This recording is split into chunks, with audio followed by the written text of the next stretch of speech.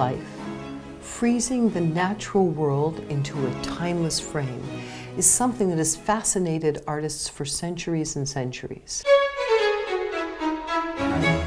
Zeus and the Pellies in ancient Greece, they vied with each other to create greater realistic representations of the natural world. Romans frescoed their villas with images of a glass bowl teeming with fruit.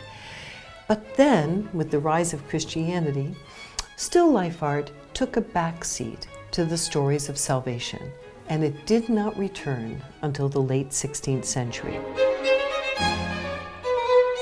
The true home of the Renaissance of still life painting was in Northern Europe, places like Holland and Belgium, where these newly formed, often Protestant merchant societies were looking for works of art that would be different. They had a thriving art market, and soon painters began to realize that to decorate the smaller houses of the merchants and burghers of Northern Europe, there was no need for giant fresco cycles like the ones that covered Italian palazzi, but instead smaller, exquisite paintings would fill the bill just fine. Wilhelm Kauff is perhaps one of the greatest still life painters of this period. He started out, however, as a very different type of painter.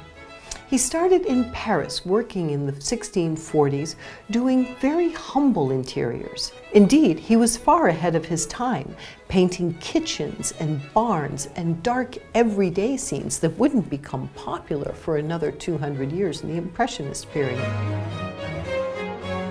When he moved to Paris in the 1650s, he swept all of that away and he became the foremost painter of luxury still lifes. Furthermore, another part of his expertise had to do with consultation on art. So important works of art and important objects that were constantly being traded through the budding art market in Northern Europe were often passed under his scrutiny for valuation. That is probably how he was able to obtain and study such beautiful objects like the ones you see in his paintings. This painting here is one of the very few signed and dated works by Wilhelm Kauff. It's called Still Life with Bowl and Nautilus Cup, and it was painted in 1662. The tabletop is covered with one of his signature Eastern carpets. The very careful weaving folded and turned upon itself to reveal his incredible deftness with the brush as the pattern twists and turns in different directions.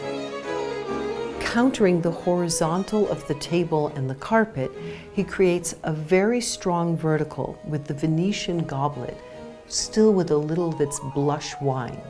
But the star of that table is the Nautilus cup.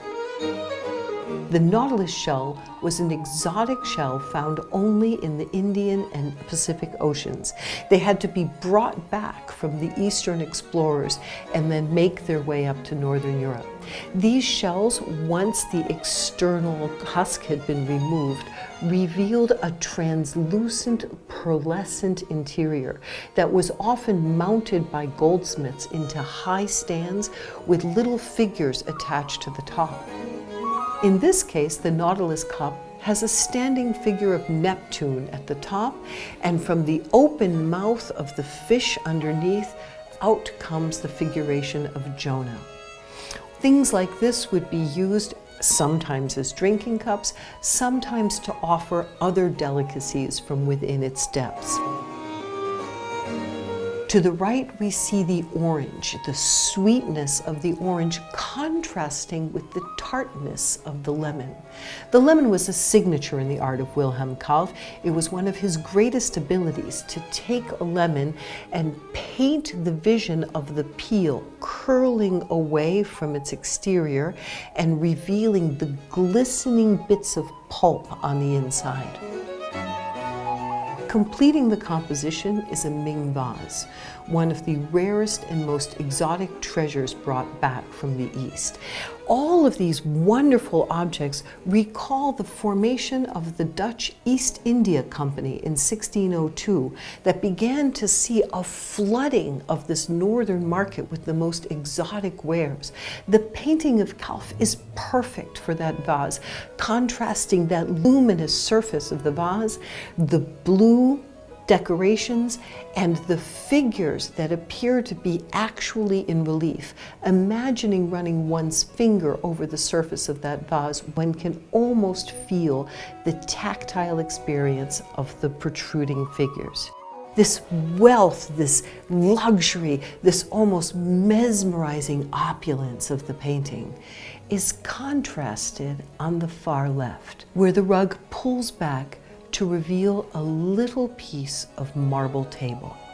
And what sits on the cold stone, the cold marble stone, often reminiscent of the tomb? Grape pips, peach pits, and a watch. An exquisite small timepiece with its tiny key next to it. William Kalf gives the burghers the best of both worlds. On one hand, the luxurious beauty of the successful trading enterprise, but on the other hand, a reminder of the fleetingness of these joys, bringing the two together, an incredible pleasure, but at the same time, a moral lesson.